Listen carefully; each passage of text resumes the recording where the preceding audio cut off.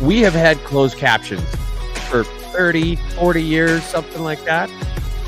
I remember when my grandma got a new TV and you could turn on and off the closed caption.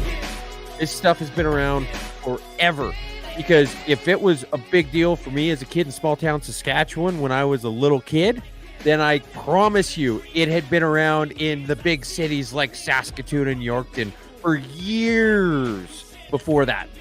And yet somewhere along the lines, we decided that the press conferences need to have the sign language people in it. Not because the people who are deaf can't figure out what's going on with subtitles or reading lips, but because it's a useless virtue signal. Because why actually do anything that can make a positive change when you can just throw taxpayer money at trying to look like you're awesome? Fuck, I hate these people. Mashup 111. All of them. Mashup 111. How's Two's doing? Two's is doing good. He's had a very long week. I don't think Two's is going to get up to much on Sunday. Oh, fair enough. Mashup 111, brought to you by the Parental Rights Tour featuring Dr. James Lindsay. That's coming real fast, Two's. Bonneville next Friday, June 21st. And then from there, it just picks up Edmonton Red Deer on the 22nd, Calgary on the 23rd, Brooks on the 24th. And if you've never heard of Dr. James Lindsay, well, he's been on Joe Rogan multiple times. He's an American author, PhD in mathematics, and hosts the New Discourses podcast. You can get your tickets today. Nice and simple.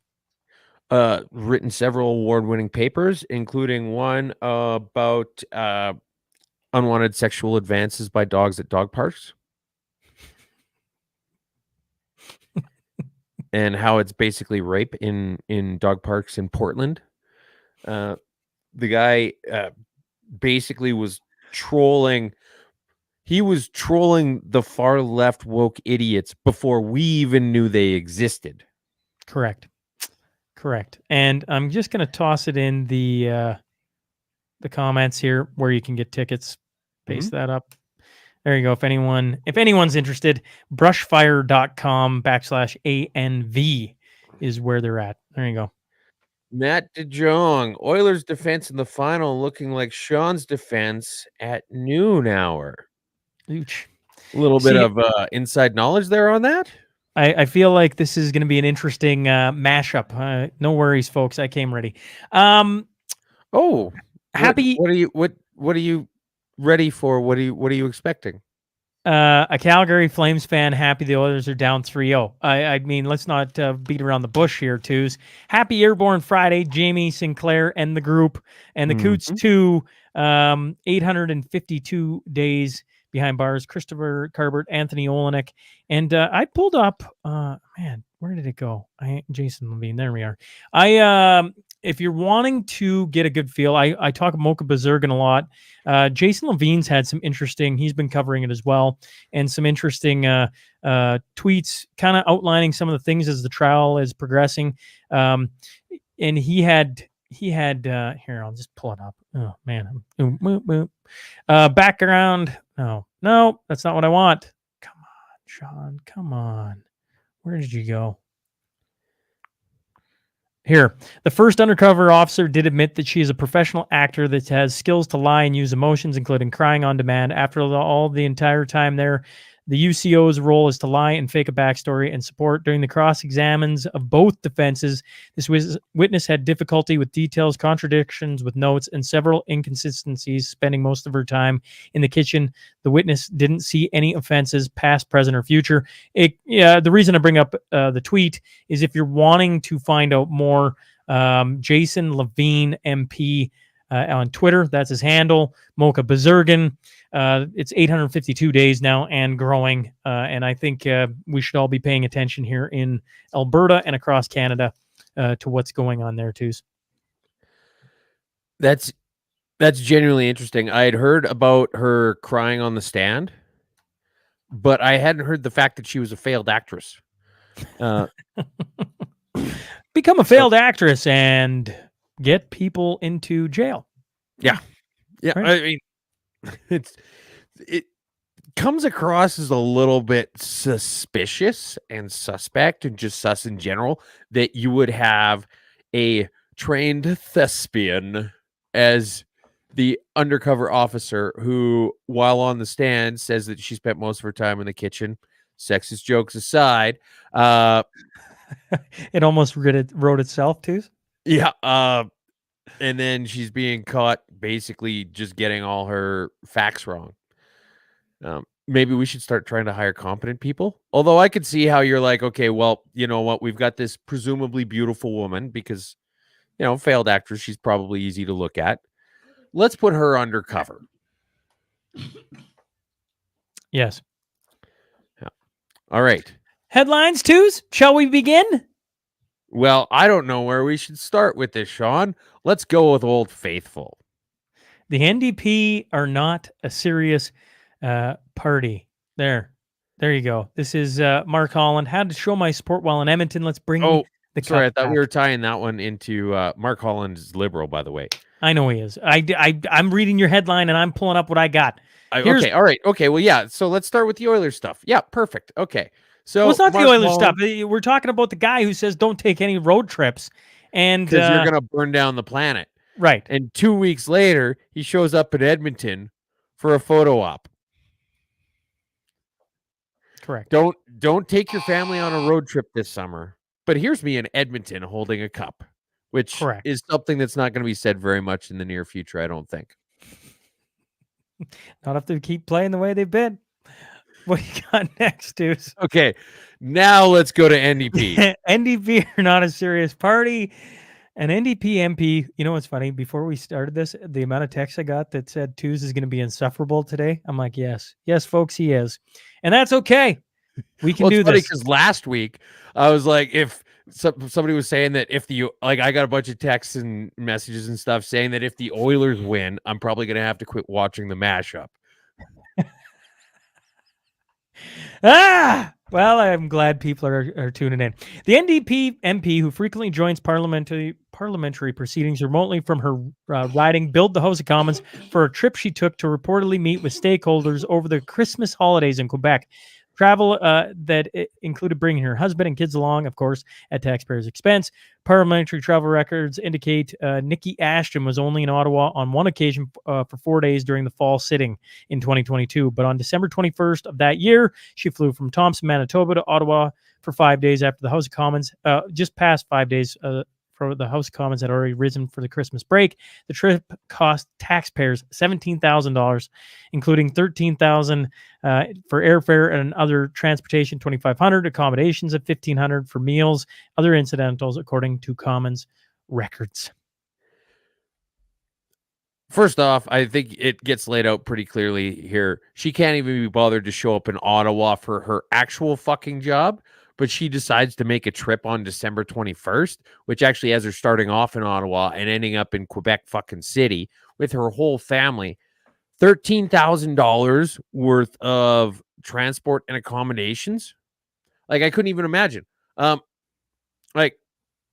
If you took the entire family to Central America for a week, it would cost you 2/3 of that at some all-inclusive resort.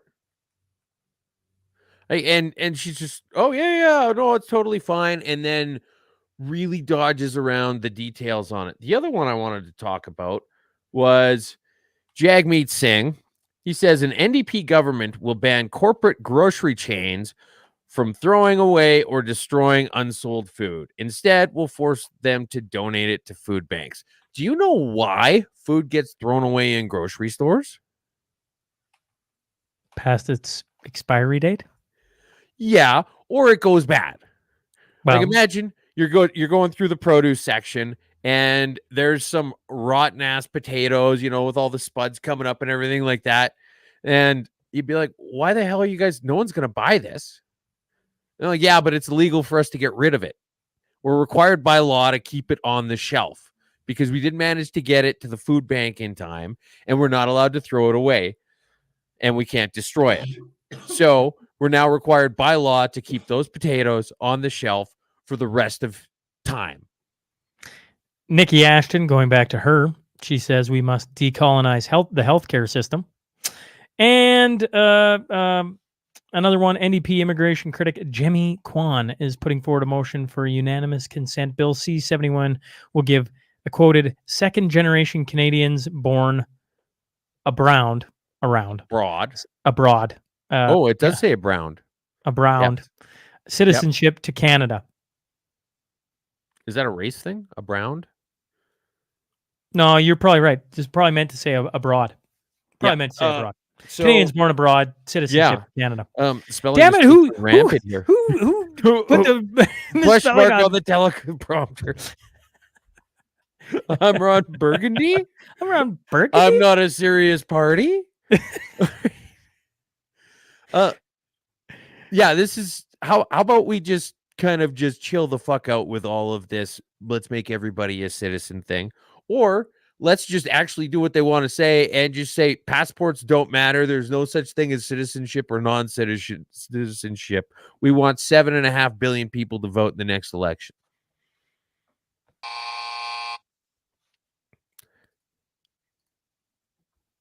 Cancel culture gets canceled. Are we talking Twitter here? Yes. Are we talking? Yeah. All right. Your likes are now private. That's one of the things that Twitter has just done. Thoughts, Twos? I think this is wonderful. Not that I worry about it too much because I have a secret identity. I'm like the Batman of the internet. Sure. But you'll see every once in a while on somebody's Twitter, or Facebook, or Instagram or whatever, they're going to say like likes or retweets do not equal endorsements. And it's stupid that they feel as though they even need to say that, because you could just, you could have the phone on and you, instead of butt dialing somebody, you could butt like something. And then people get butt hurt about the fact that you butt liked something. And now all of a sudden you're worried about keeping your job. It's absolutely silly. It's asinine. And from a business standpoint, it holds people back from engaging in Twitter as much as they would perhaps want to. And so why would you not try and remove the barriers? And the best part of it, though, is that it ends up taking away from people who just try and people like the Canadian Anti-Hate Network, who just want to cancel everything, everybody. So, for example, here you've got Faye Johnston, that dude. I think he's from Regina. Got the long hair, one of the ugliest looking women you could ever possibly imagine. In case anyone was wondering, or sorry, let me try this again in a more accurate voice for this transvestite. In case anyone was wondering where Melissa Lantsman stands on the LGBTQ plus issues in 2024, she's liking tweets from a man who made a career out of anti-gay discrimination, with the tweet in question blaming human rights activists for declining public support of gay rights. I think that's pretty fair to say, by the way. So what's the unintended consequence of hiding everybody's likes? Well, apparently it's going to cause a sharp increase in far-right extremism, according to the Hair on Fire people. I tell you, I don't think if you're worried about what you like because you're worried about getting canceled, we got to get past that, in my opinion. Like that's my opinion. So hiding it now allows us all to be anonymous again on what we enjoy and whatnot. Now, in fairness, I mean, it's still going to show how many likes a tweet gets, just not who liked it.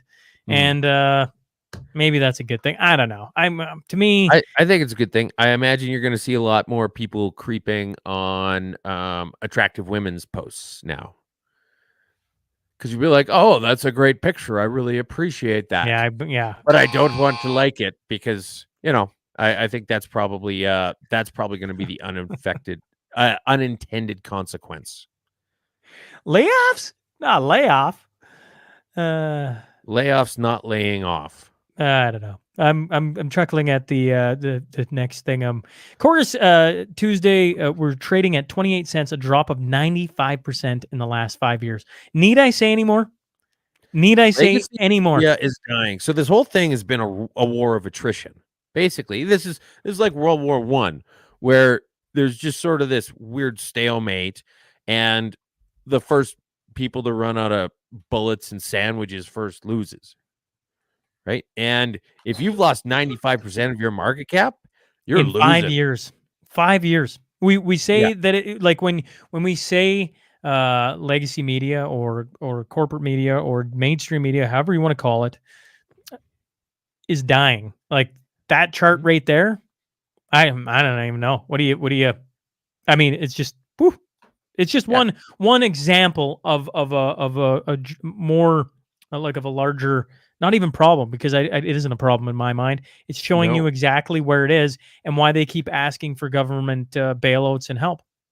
And the thing about it is that I'd have a bit more sympathy for them if these news organizations spent a bit more time on the news instead of just parroting bullshit talking points. But if they did that, twos, then they wouldn't have this problem, right? If they actually Well, that's reported on the exactly it. news, right? If you go back to the Freedom Convoy, if they'd actually just went and watched it, filmed Yep. it, talked to some of the supporters, talked to some of the people who didn't like it, talked to the organizers, they would have been they would have that little graph would be going the other way. Instead, Yep. they did what they did. They've shown their true colors, and this is the result. Nobody is paying attention anymore. Nobody cares. You've done it to yourself. They're a news agency. They're news agencies that don't report the news. Okay, this here is a glass. If this had no bottom on it, if it was just open, it would hold nothing. And just like them, it wouldn't hold any water. The thing about it is how much use would you have for a glass with no bottom on it? About as much Zero. use as you'd have for a news agency that doesn't report the news. All right. Ken says, if you like the mashup, you were on a list. I imagine that's probably correct. And you're going to be on that list even more, Kevin. Yeah, that's probably true. All right. Oh, shoot. Where did we go here? Oh, yes. Ottawa trying to be less like Ottawa. Mayor Mark Sutcliffe no longer wants to hear that Ottawa is the town that fun forgot. It's an insult, and we shouldn't be repeating it.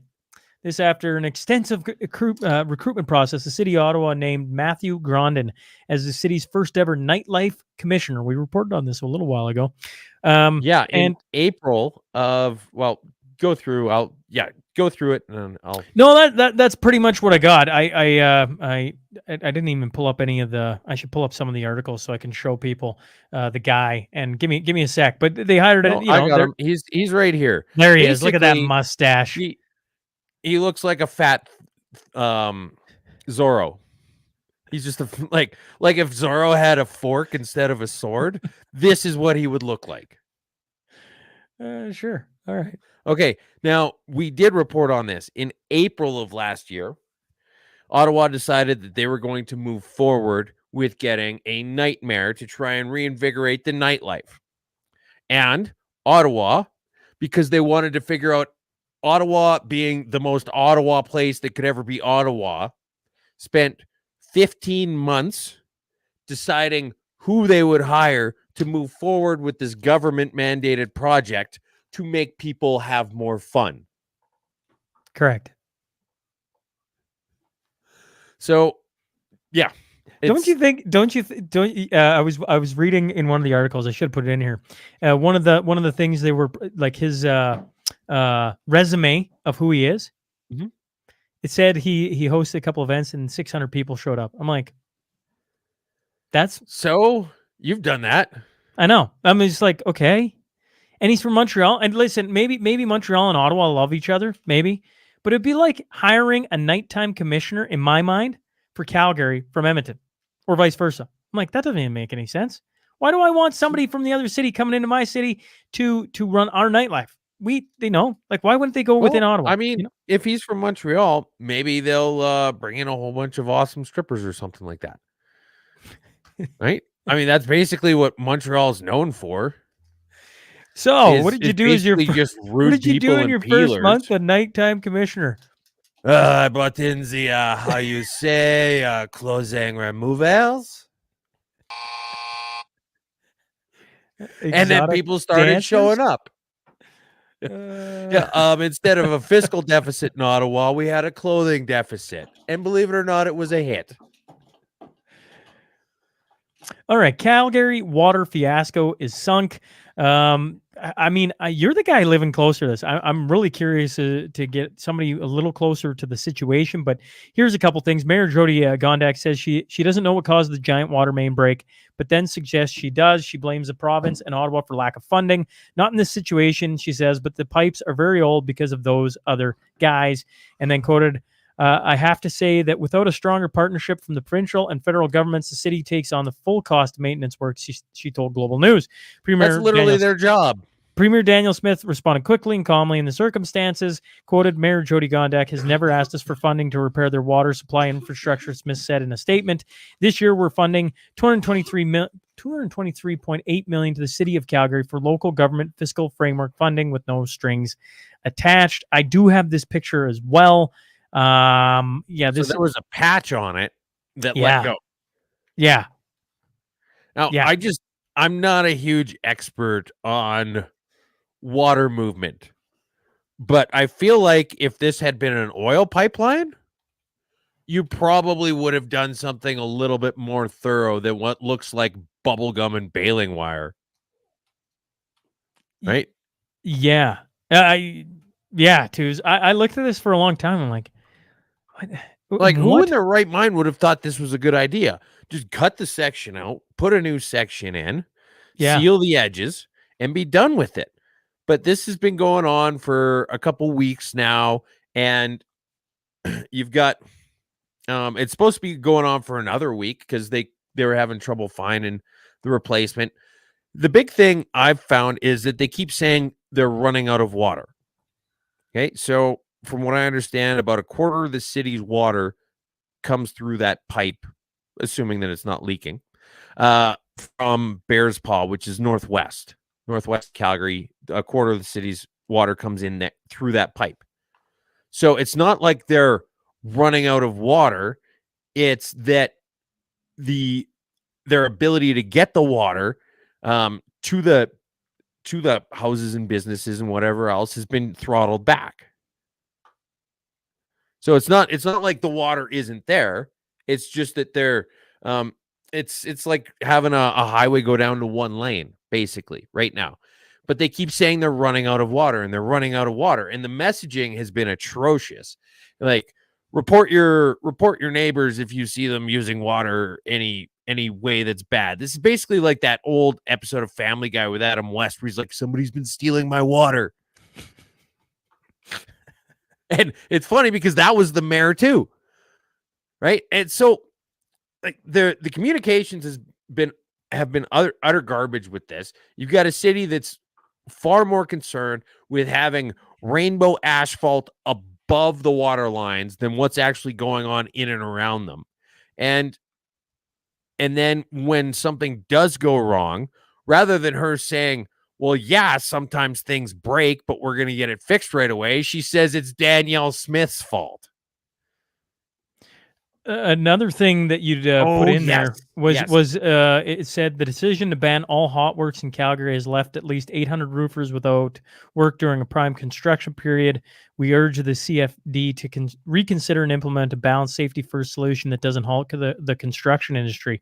And then it goes on to explain what that all means and what work is not. You weren't allowed to put shingles on your roof because of the water main break in Calgary.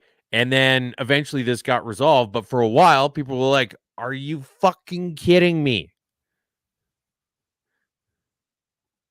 So, yeah, it's been a gong show. Dick gets cut off. Transgender swimmer Leah Thomas will not take part in the upcoming Paris Olympics after losing a legal battle in which she argued the rules prohibiting her from participating were invalid and unlawful. Yeah, they're basically saying that it's not that they're saying he can't participate. They're not saying you can't go to the Olympics. They're just saying if you as a dude want to go to the Olympics, you need to compete and qualify as a dude. And then she's there, he's there, whatever the hell, going, well, you know what? I think this is a real dick move.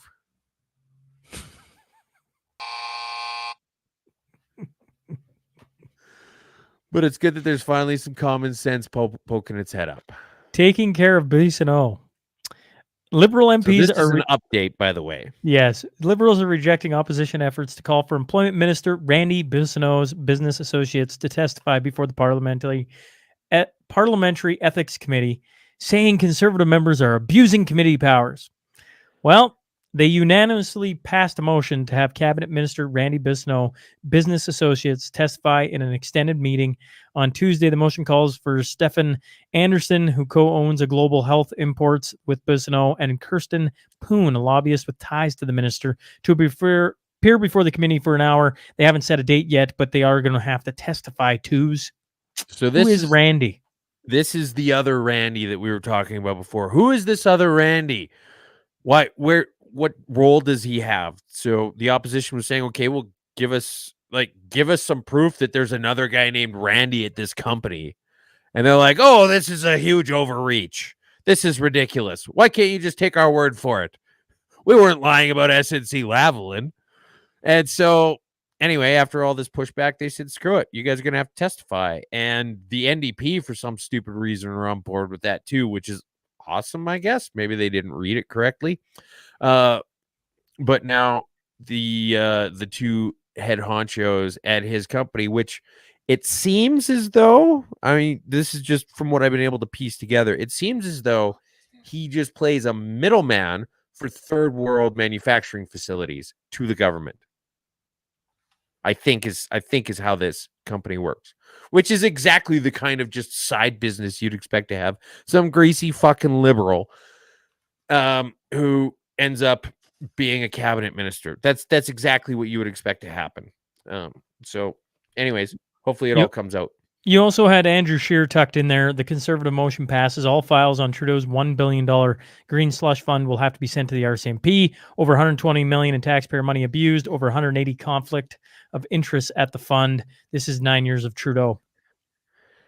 So if you guys remember, this was where the president resigned, and then a week later the CEO resigned. Basically, they said, we need you to testify. And they said, too late, I quit.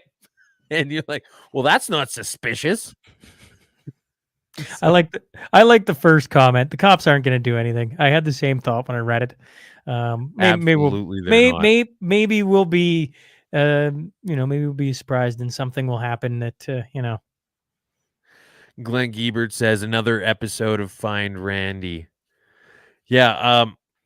I know that the Liberals are also well known for their sex scandals, so it'll probably be a little bit confusing when people start saying in Ottawa that they've got Randy. So hopefully this turns around for them. This week in Bears, the death of a rare white. I'm going to pull it up here so people can see. Oops, no, you pulled it up. Okay, this death of a rare white grizzly bear in the Yoho National Park just 2 days after a Cubs dies has sent a rippling sadness across the wildlife community. Nakota, officially Bear 178, was found deceased on June 8th and is believed to have died from an internal injury sustained in a collision in Yoho National Park in BC on the Trans-Canada Highway near the Lake O'Hara turnoff on Thursday, June 6th. And her two cubs were killed in separate vehicle incidents on the highway earlier that day. Right? So 3 hits in a day. Yeah, which, I mean, if they're all hanging out by the highway, it's not as though they're 3 isolated incidents, but not awesome. I will say this though, they do happen. It's not completely unheard of, but they're saying, oh, we need more wildlife conservation because we're worried about this white bear. Well, I guess, I mean, your options are you could have put it in a zoo if you wanted. But I would say that a white grizzly bear are we sure it wasn't a polar bear? I'm assuming yes. It's just albino grizzly. I would assume yes. God, okay. I hope, yeah, right? Yeah. I mean, it would be funny if it had been. It was a polar bear that had gotten lost. The news is gay. A new study of LGBTQ2SLIA plus representation in Canadian film, TV, streaming, and video game industries says there are significant gaps in how the diverse community is portrayed on screen, despite some recent improvements. The paper published today by Pink Triangle Press says a majority of industry professionals agree the portrayal of this community characters is frequently superficial, stereotypical, and focuses solely on trauma. Yes, it also said that gay men are represented about 7% of the time in movies, which is probably, I would say, maybe a little bit high. I mean, don't get me wrong. I know a few gay people, but I really don't know many. And I would say that 7% is probably somewhere around a decent representation of how they actually exist in 2015, a separate health survey said 1.7% of respondents identified as gay, lesbian, or bisexual. So 1.7% of respondents said they were gay. They're 7% of characters in movies, and they still feel underrepresented. They're represented at 4 times their demographic. This is the point, Twos. This is like, to me, until this gets put back in its place, it's just going to continue to grow because what do they want? They want it in every movie. We'll go back to, was it the Academy Awards? Remember when we were talking about the way you had to have a lead role on a you gotta have this, minority, you gotta have that, Mm-hmm. and you're like, so this isn't going away. We're seeing it in video games. We joked about the new Assassin's Creed and what they did there. Yep. And, we're seeing it play out with the different storylines across almost every universe, story arc through Disney and everything else, how they're just filling it full of junk. If you haven't heard what's going on in Acolyte. I haven't heard what's going on in Acolyte. It's pretty bad. It's trending on Twitter right now. Basically, a bunch of lesbian force people managed to just conjure babies out of the air, because they don't need no man. But then you got stuff like this. This is Frederick. That literally Acolyte. That's what they did. Oh man. This is Fredericton. This let's just pause it here real quick. What color is he painting right now? Looks to be red. Okay. What color is the brush painting right now, or the roller? I can't see. All right. It is, if you were to zoom in real quick, it's just for show.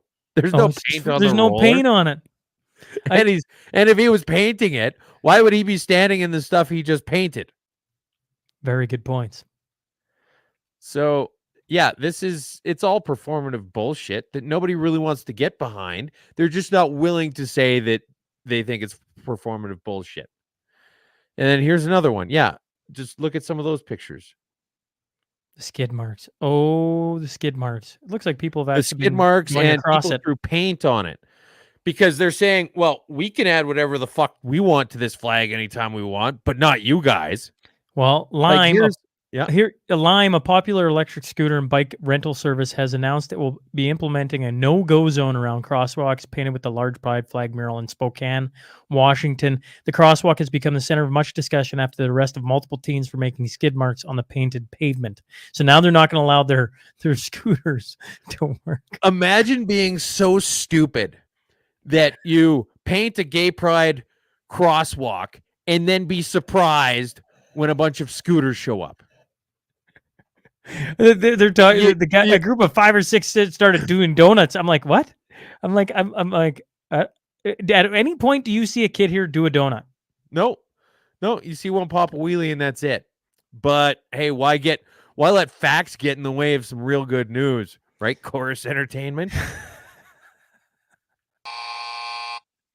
Okay, let's see here. Visit China. Twos, you tell me. I just wanted to point out in Shanghai.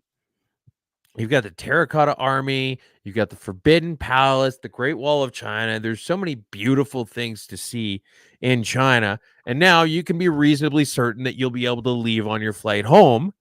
It's wonderful. And the time is probably now to go for a trip to China.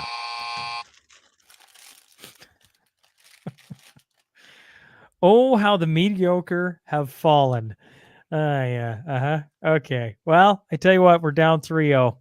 And I'm going to be honest, when you first sent this one, I'm like, that is me right now. Like, ugh, 3-0, Yeah. tough go. I liked this one as well. I'm in danger. Yeah. And I also thought this one was pretty good. It's funny how Calgary Flames fans have taken to the Panther bandwagon, or the Dallas I Stars said bandwagon, or the I said Vancouver I'm a bandwagon, or the bandwagon LA Panther Kings fan. bandwagon. They seem to find their way, and here's twos. I think it's absolutely wonderful. Your Photoshop skills are a little bit weird, but I would absolutely wear that. Yes, 100%. So you're not even really mocking me. And now you guys are down 3-0. Yeah, Like, but I get the fact that Edmonton, the Oilers are real big into this whole gay pride thing, and it's Gay Pride Month. But coming from behind isn't quite what you think it means. I can't take credit for this. The machinist sent this to me, and shout out to him, because I was like, this is fantastic, right? Like, right there epitomizes twos in a nutshell, and pretty much every other Calgary Flames fan. They're all tuning in. I wouldn't be able to tune into the mashup if they won. Well, there you go. Put on your Flames jersey, put some other crest or slogan on the front of it, because you guys have been golfing for way too long. The Oilers All right. down 3-0. We're going to do our best. You can show the dogs. Yes. So this is the Stanley Pup. I quite like this. This is a nice thing I think we can all get Zoom behind. in on it, twos, or make it full screen. All right. So what happened was they did this Stanley Pup where they had a bunch of dogs playing hockey, and it was a fun event. But then, dogs being dogs, they ripped off the blue line. Ripping up the blue line? You gotta be kidding me. So You gotta be kidding me. But yeah, they had one. It was with some adoptive shelter, and so they had one dog for every team that was in the playoffs. So the Flames didn't get one, but I think it was like Connor McBeagle or something like that. For you clowns over there, the comments have been flying in. We should probably look at these, because I'm guessing at least one or two of them have to do with hockey. Gary says Gary Mostert. Hey, how's Gary doing? The NHL is fixed, he says. And I would agree. I think all the calls been going Florida's way. Leanne Taylor says off side twos. Well, there's an extra F she put in there for me. I think that's probably fitting. It's interesting. I was hoping. I'm glad you could make it today, Leanne. We've decided to unblock you, so that you can be here to hear all of this stuff. I think it's the Oilers aren't completely finished yet. There have been, I think, 3 teams in the history of the NHL that came back from 3-0 deficit in the finals. I thought it was only once in the finals. I think it's 3 times all time. 3 times in the playoffs, once in the finals. I think that let's be very, an Oiler fan sitting here, the magnitude of what they have to pull off is happy giant. for what they've accomplished. Even if you don't get into the conspiracies of Gary Bettman not wanting the cup to come up to Canada, it's not a conspiracy. Well, and I agree, but like, even you take that aside, the Florida Panthers have. Bobrovsky's been fantastic. When the Panthers were flying into Edmonton, the air traffic controller was joking with them about diverting them. And then all the other pilots on the channel were just kind of having a fun little conversation about it. And even one of them was like, yeah, Gary Bettman doesn't want them to land here. It's such an open joke that it is not at all a conspiracy theory at this point. You would have to say it's a conspiracy theory to say that he doesn't. That condescending prick hates Canada and Canadian markets. Remember how I was when Winnipeg moved up? Like, oh yeah, you guys can keep the team if you can sell like 30% of season tickets in the first 6 months. Like, what a douche. Give fucking Quebec a team already again. Let them have the no dicks. Time to switch to whiskey. Here you go. We're gonna pull it up. It says provinces with the largest declines in beer consumption as of the end of April. You'll notice Saskatchewan has picked itself up. Saskatchewan's the only one holding their own. Even Alberta's 1.2%. down 0.3%. I know, but Saskatchewan increased 1.2%. You're like, well, of course, the old Good for Sasky them. boys. Yeah. But yeah, Newfoundland down Newfoundland, 12.5. Of course, once that's again, crazy. the tax on alcohol has gone up again as of April 1st, right? Not as much. They didn't put it up as much as they could have. Right. Good old politicians. So anyway, yeah, this is sales by volume. So this isn't even just dollar amounts where people are switching to cheaper brands or anything like that. There's just less booze being bought. So I would say because presumably because everything's so fucking expensive right now.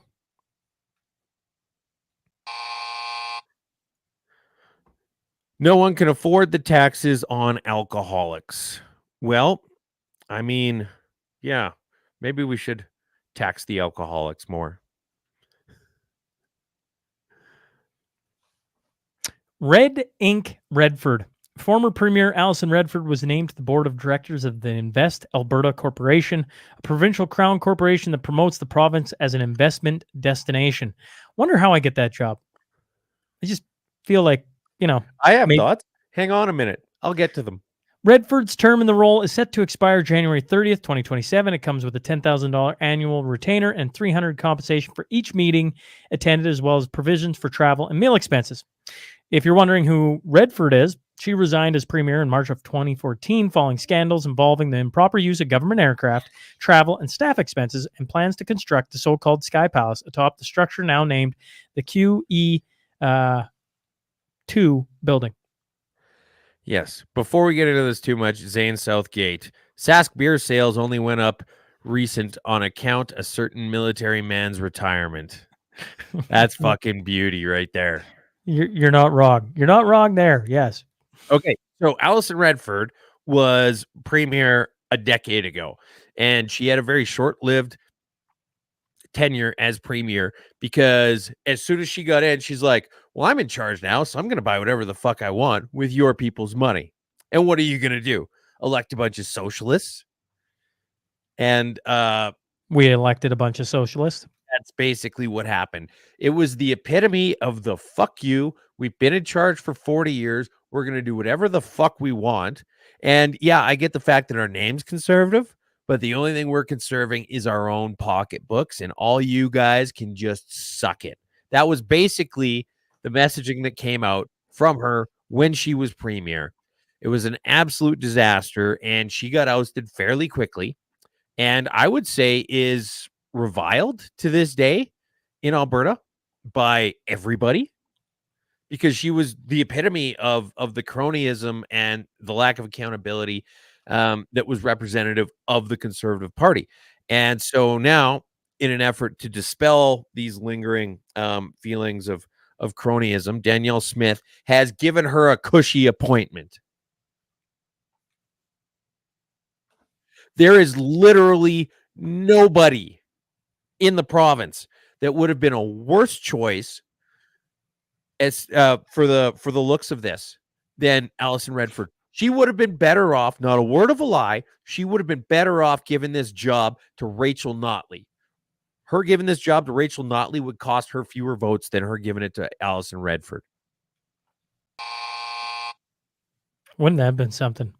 And we're appointing, we're going to appoint in the position of, to the board of directors of Invest Alberta Corporation, Rachel Notley. Can you imagine heads popping off? Well, I mean, all she had to say was it was either her or Alison Redford. Like, I would almost rather see Justin Trudeau have that job than Alison Redford. Okay? That's how bad that bitch was. And now she got a cushy fucking gig again? We haven't forgotten. You know who'd be great and invest in Alberta? Marty up north. He'd be fantastic.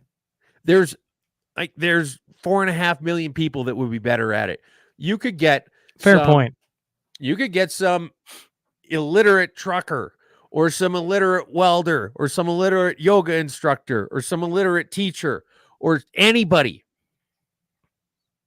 Anybody would be better than Alison Redford at all. You could get a Ouija board and say that you've got Ralph Klein consulting you on this, and it would be a better choice.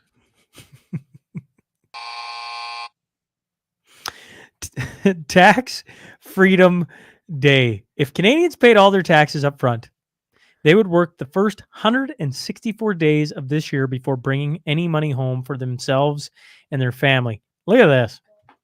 Look at that. Yes.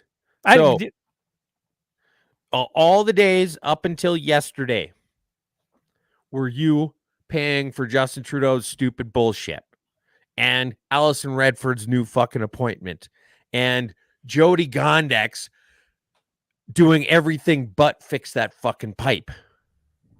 This is what you do. This is what you pay for. So all that time in January, February, and March where you were outside freezing your balls off almost to the point where you could compete in women's events,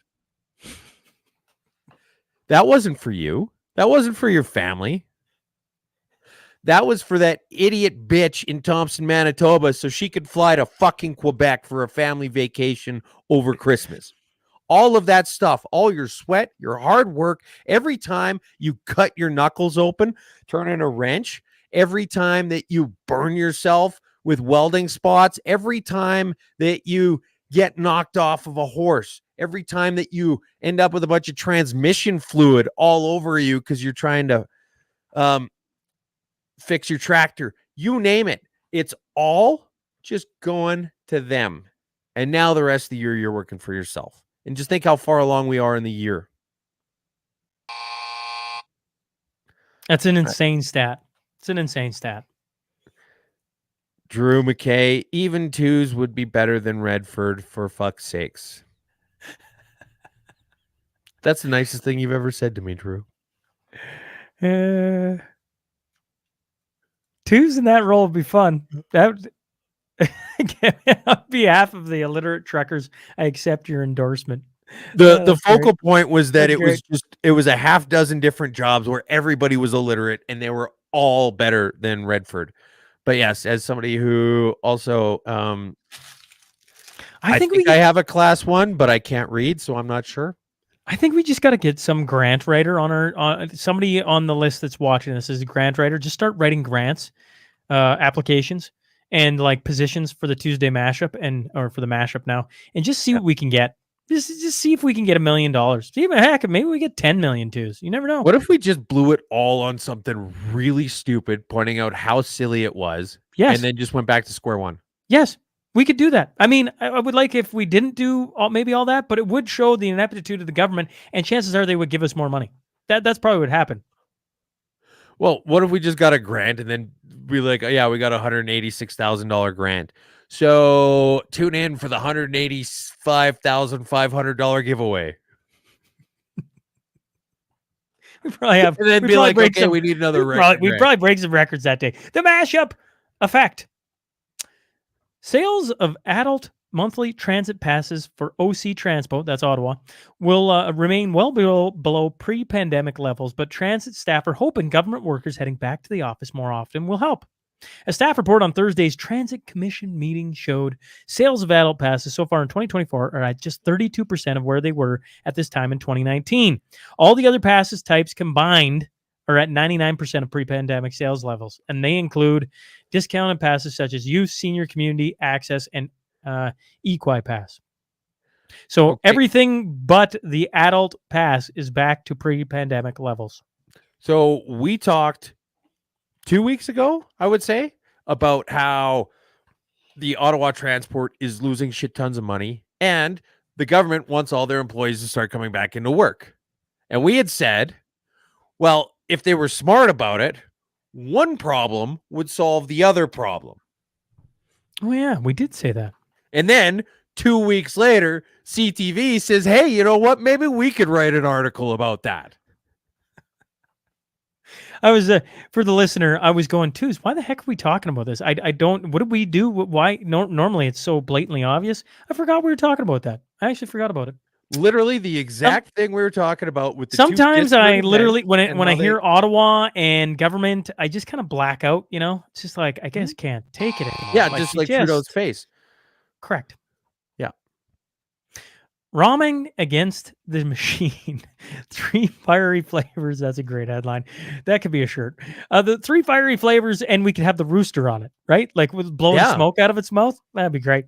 3 fiery flavors of the Samyang instant ramen line are being withdrawn. Bulldek, 3 times spicy, and hot chicken, 2 times spicy and hot chicken stew. Denmark's food agency issued the recall warning on Tuesday, urging consumers to abandon the product.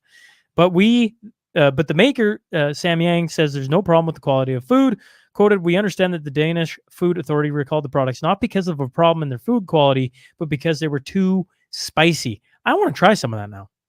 Yeah, actually, I'd been wanting to that specific one that's in the picture right here. I saw some random video with Babish where he ranked like 25 different ramen packets, and Okay. this was one of the I think the 3 best or 4 best that he picked out of all of them. This was one of them. And so I'm like, well, that seems really good. But yeah, so to be clear, Denmark, not exactly known for having wonderful culinary stuff. I remember I'd spent like a month there straight.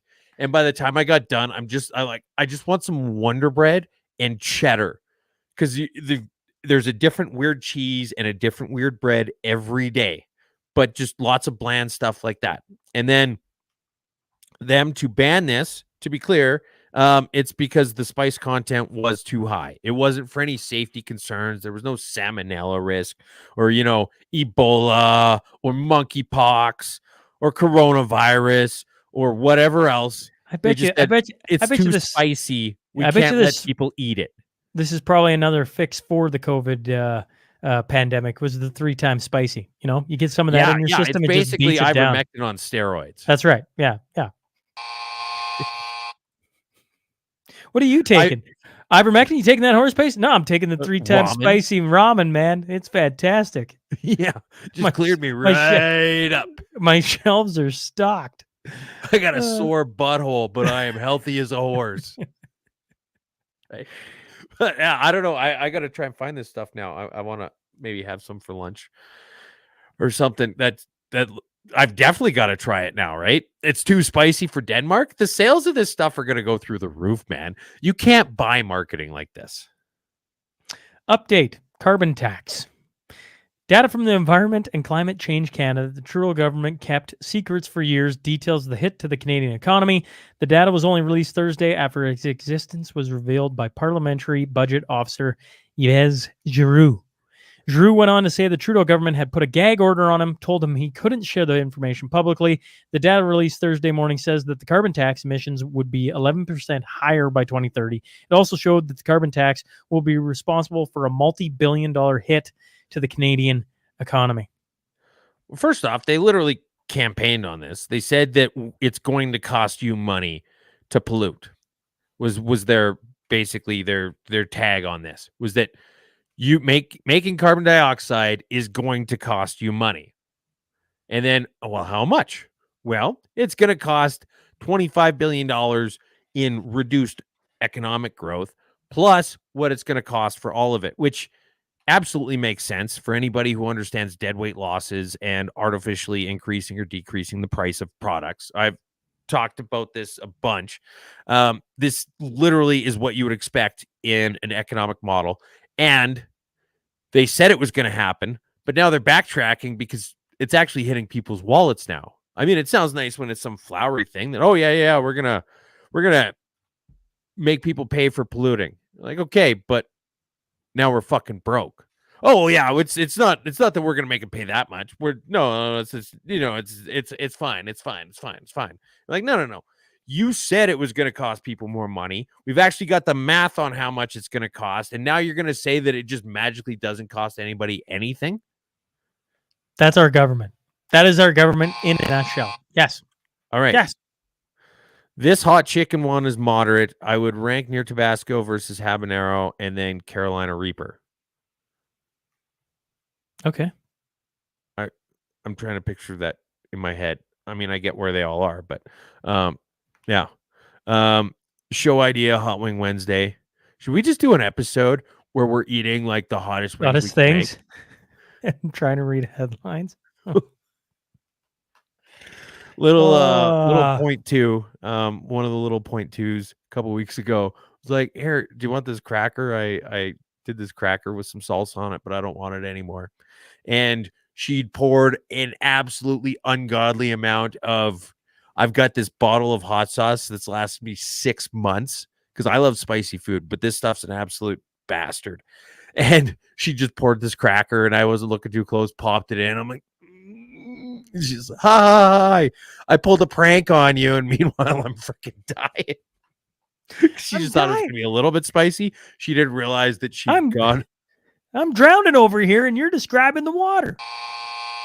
Yeah. Update. Capital gains. Well, there's a Mhm. couple things here. One, I'm going to pull up I'm not going to play the video. It's 6 minutes. Everybody should probably go watch it. Finance Minister Chrystia Freeland is saved by her PR team after Vasi Kapelos laid an unmerciful verbal beatdown on the WEF sock puppet. This is a tweet from Wiretap Media for blatant lies, broken promises, over expenditures, misappropriated funds, and the new capital gains tax. It's That's absolutely what happens. Although, Yes. to be totally fair, it's not as though she was beating up on Freeland. She just She wouldn't was let her holding. off. She just She kept wouldn't. pulling it back. Well, no, you're lying. This is how it is. Or, oh, no. People are saying that, but here's how it is. I get what you're saying here, but this is the reality, right? This is exactly what the media should have been doing for the past decade. And it's about fucking time they started. 100%. And then there's this one. I'm Started from the still, start. yeah, sorry. Here's Ahmad Hussein fills up one So- cup with cream. It says, fairness for every generation. And then the other one is Pierre doesn't care. Pierre doesn't care. And then he takes the one that's fairness for every generation. Like Now, this fairness for every generation thing needs to die a horrible death. because, well, it's not fairness for every generation. You can't possibly tell me it's fairness for every generation when the generations who are going to be paying for this shit aren't going to be born for another 50 years, Sean. Okay. Minister of International Development. That's Here's what the they're doing. thing, though. So he's pouring this milk into these two glasses man. full of coffee. He's pouring the milk in, and it's actually probably a pretty good demonstration of how Canadian taxes work because it's probably half and half. Or maybe he's just embracing the whole gay pride month and it's homo milk.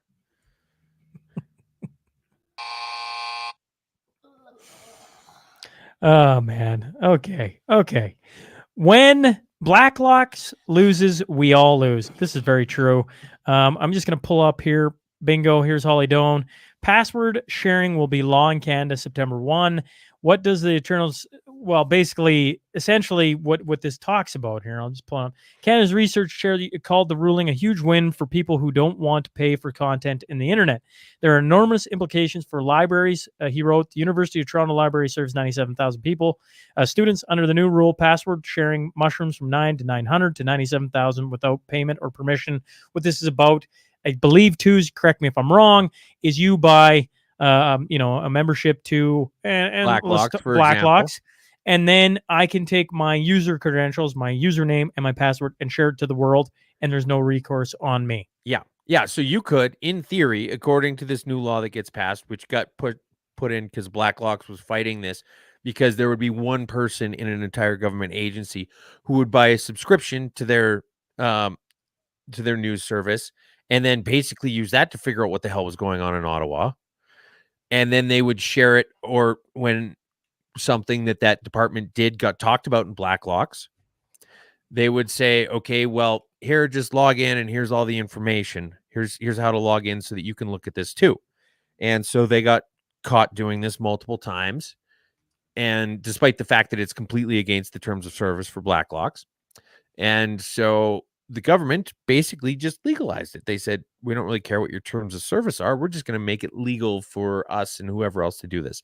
So in theory, you could take a Blacklocks subscription login and password, and you could share it on here, and everybody who listens could log in, and they would essentially have a free Blacklocks subscription, because that's what just got legalized.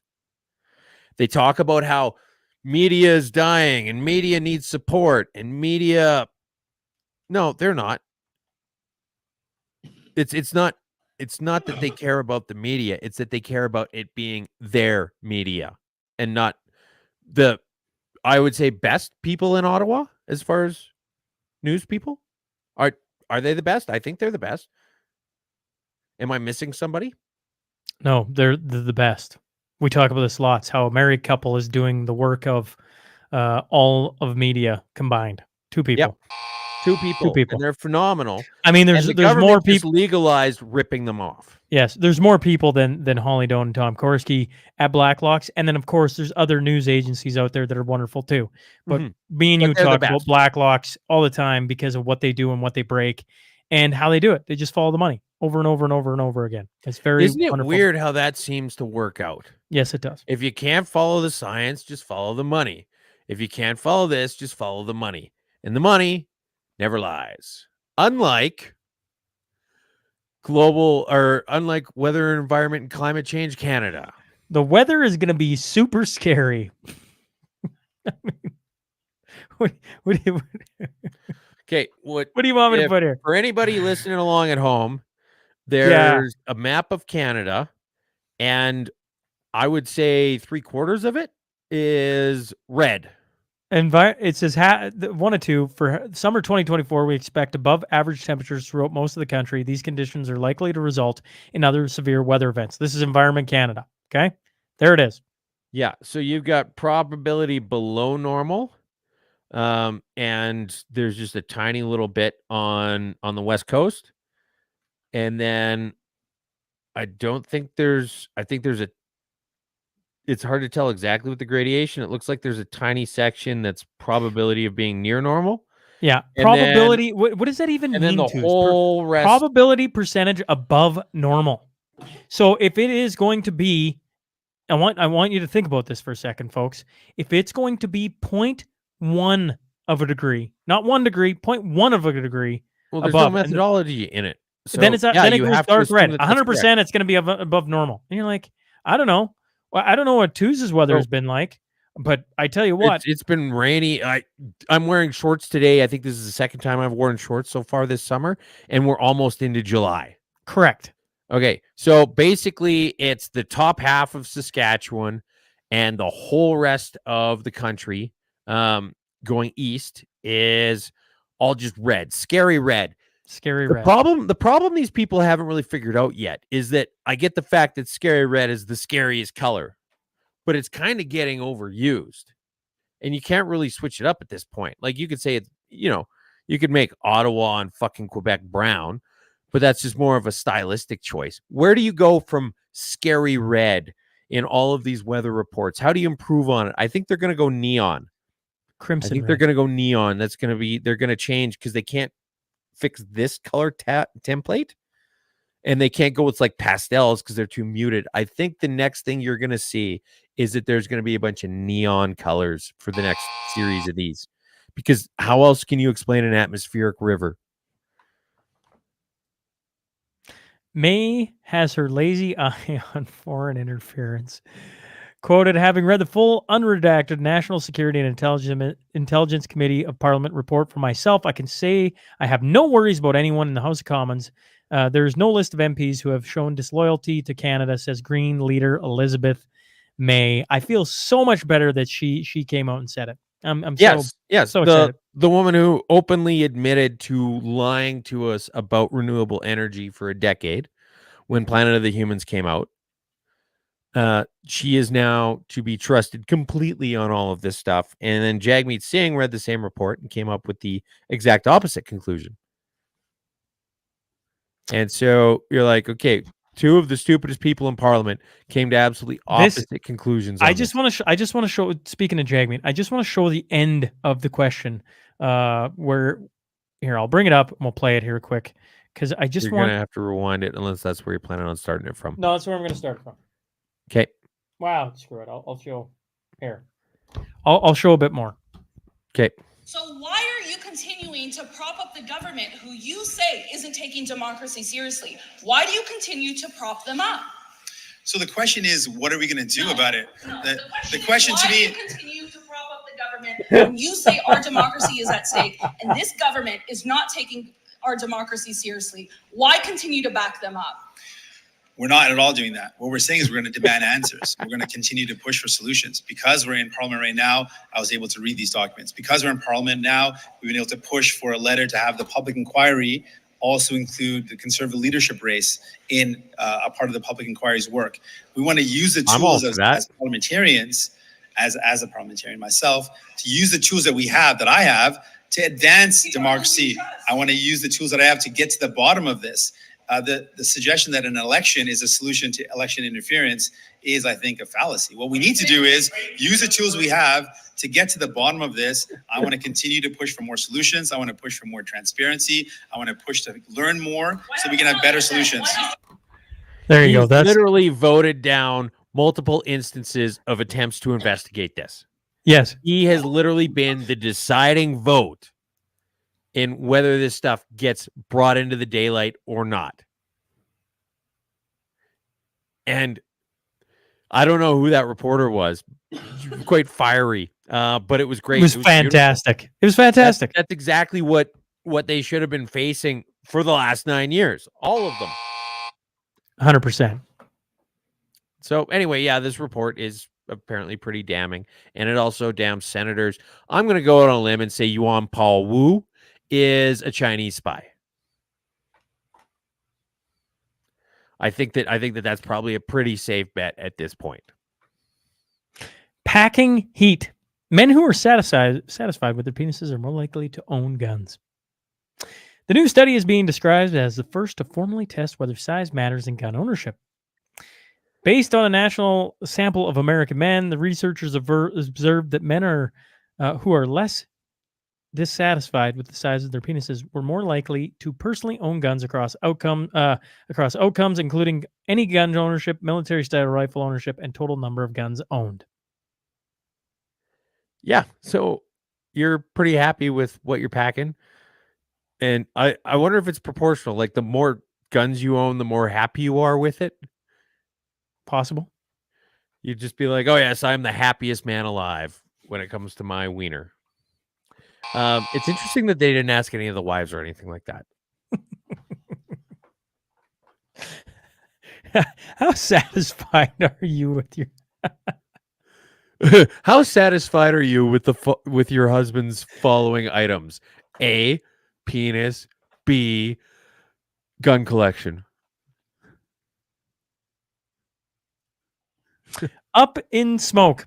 This is something I've been okay. Here, we're just gonna pull this up. We're gonna play. We don't need to have any sound on this. We're just gonna play the up in smoke. Authorities in El Salvador set fire to 3 tons of cocaine worth an estimated $65 million, which they reported seizing in May. And the CIA must have been so mad when this happened. There it goes. Yeah. So now, is anybody who lives downwind of that just going to be like high as fuck? Possible. I don't know. Like, can you? I feel like if you're burning that much weed, it would probably happen. Does that happen with coke? Can you smoke it? I'm not sure. I'm not an expert, but being like El Salvador's really turned things around the past few years. But I feel like if I was in charge of a small Central American company or country, and I found, or my people found $70 million worth of cocaine, I'd be like, so the guy you're talking about is Nayib Bukele. He got interviewed by Tucker Carlson a couple weeks ago. It is probably the best interview I've seen for sure this year. Like, I mean, it was fantastic.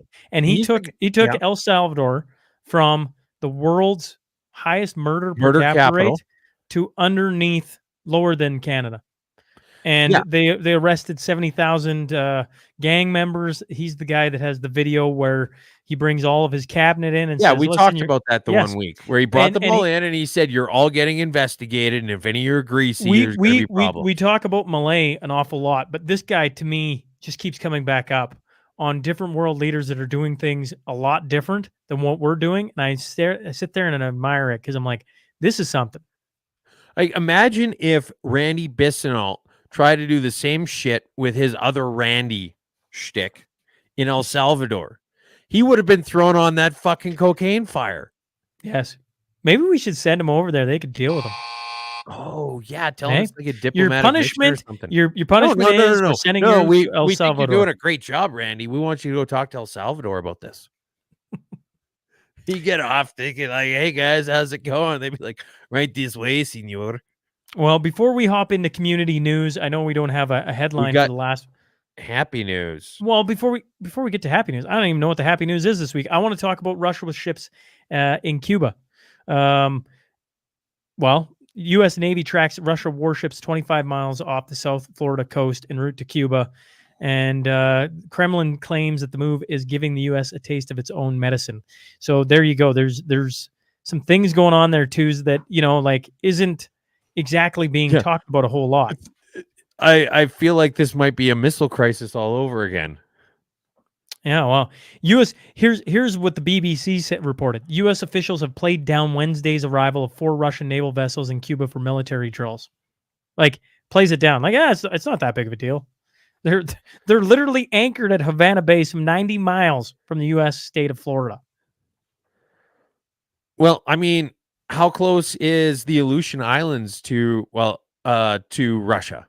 Like, you can basically see the tip of Russia from the tip of Alaska. So, I mean, having Russian stuff in close proximity to U.S. stuff isn't new. It's just new in the Gulf of Mexico.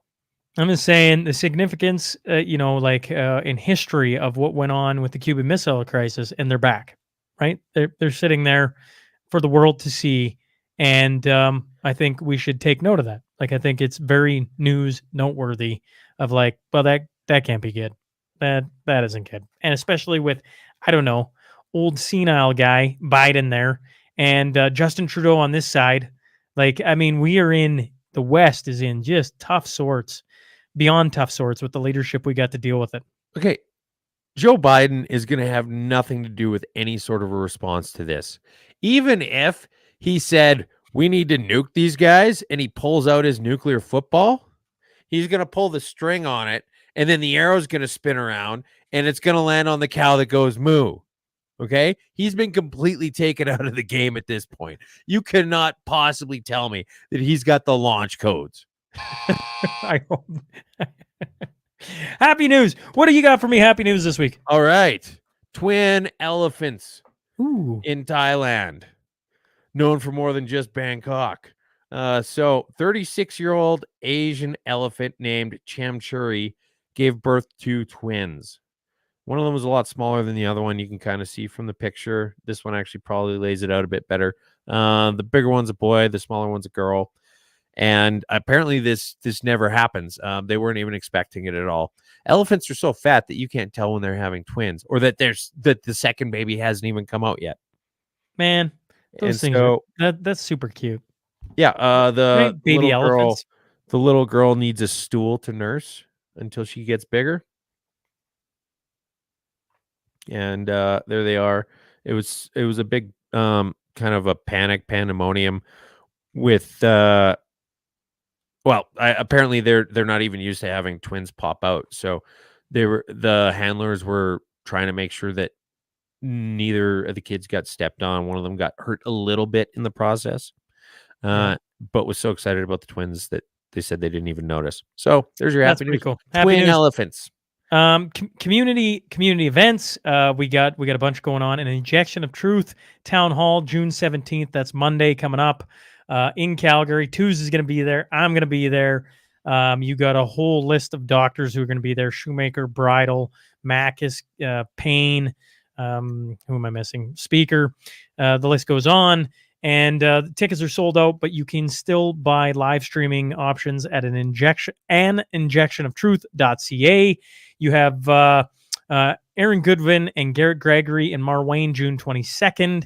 You got what else we got, Twos? What else am I missing? Am I missing anything else? Maybe Yeah. We got what else? The We Unify in. Oh yeah, We Unify. That's right. Yep. So I got to find where I had it, but conference in a few weeks here in Victoria. This is from Lauren Southern. So in Victoria, an LGBT activist group have had the local paper post a list of primary hate speech threats. Okay. Lovely. Lauren Southern, a provocateur banned from multiple countries. Arthur Pawlowski, notorious for his opposition to a ban on conversion therapy for homosexuals and protesting a rainbow crosswalk. I would say that out of everything he's known for, that's going to be pretty low on the list. I would say being arrested on a freeway during COVID lockdowns probably be the thing he's known for. John Carpay compared the rainbow flag to the swastika and denounced LGBTL, etc. rights as authoritarianism. A guy named Zuby, a vlogger known for performing a stunt mocking transgender people and his professed support of transphobe J.K. Rowling. The stunt mocking transgender people was setting the female deadlifting record. Dree Humphrey of Rebel News makes a living by glorifying. What day is it? What day? What day is it? June Clyde Nichols, 21st to 23rd, correct? Carla Treadway. Yes, lots of great Marty people. up north. Correct, lots of great people. June 21st to 23rd, right? Yeah, it's almost sold out in Victoria. It's going to be awesome, except for the fact that it's in Victoria. Yeah. All right, twos. That's going to do it for Mashup 111. I want to start warning people or giving them advanced knowledge. In July, I won't be sitting in this chair. We're going to have some guest hosts in for the month of July. So, yes. So it's going to be me and probably a rotating string of guests. I've got a list of ideas here. We haven't done anything yet. Maybe we'll call it Mashup Idol or something like that. Yeah, we're going to have a little bit of fun. Tuesday's going to have a little bit of fun. I'm going to have fun just watching from wherever the family road trip, go back to what old Dingleberry said at the start of this thing and not you, the minister coming across Canada. Liberal guy. Yes. Holland. The guy with the Edmonton Oilers cup. Yeah. Don't take family road trips. This guy's taking a family road trip. And while we're on that, we're going to let a few different participants take have a little bit of fun with the mashup and see what comes out of it. Two's going to be having fun. I'm going to be watching along. So Mashup 111 in the books. We got my oldest Shay sitting across from me. He's got triathlon today. And so best of luck to any of the kids here in Lloydminster who are competing in the ATB triathlon. That's going to be a lot of fun. And that's going to do it. Great job today, Shay, by the way. Yeah. He was very, very quiet, polite. I don't know if anybody else would have even picked up on the fact that he was in the background until you mentioned him. Well, there you go. Well done, little man. Folks, twos, next week, we'll catch up to you then.